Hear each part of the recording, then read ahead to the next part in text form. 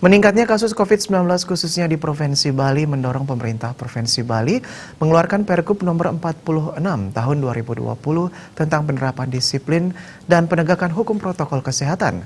Dalam rangka Hari Raya Galungan dan Kuningan, kekhawatiran pun muncul terkait munculnya klaster baru penyebaran COVID-19 yaitu klaster upacara keagamaan.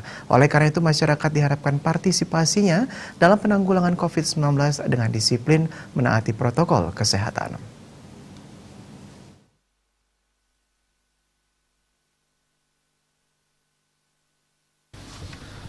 Perayaan Hari Galungan kali ini terasa berbeda di tengah pandemi COVID-19.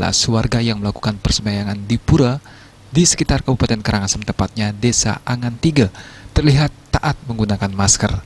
Pihak desa atau pengempon pura pun sudah menyiapkan tempat cuci tangan dan sabun bagi warga untuk dimanfaatkan sebelum melakukan persembahyangan. Pada Hari Galungan kali ini, lebih sedikit warga perantauan melakukan perjalanan pulang kampung dibanding Hari Raya Galungan sebelumnya. Namun demikian, keterbatasan yang ada tidak membuat nilai-nilai agama yang terkandung di dalam Hari Raya Suci Galungan berkurang. Diharapkan peraturan dari pemerintah menjadikan masyarakat lebih taat dan disiplin di dalam memerangi pandemi. Tentunya di hari suci ini, semua masyarakat berharap pandemi COVID-19 bisa segera berakhir. Juliana, Bali TV.